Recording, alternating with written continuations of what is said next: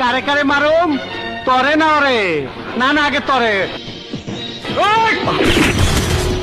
আসসালামু আলাইকুম। হ্যাঁ, এই কুত্তা দুইটা বাড়াইছে কেন? দাদা ভাই, 3 রাস্তার মোড়ে জমিটা হজম করে ফেললেন, একটা খবরও দিলেন না। আমার কাম আমি করছি, তোমরে খবর দেবো কেন? আমি তো ওই এলাকার হোমরা তোমরা। আরে দোস্ত, তুমি কই যাও?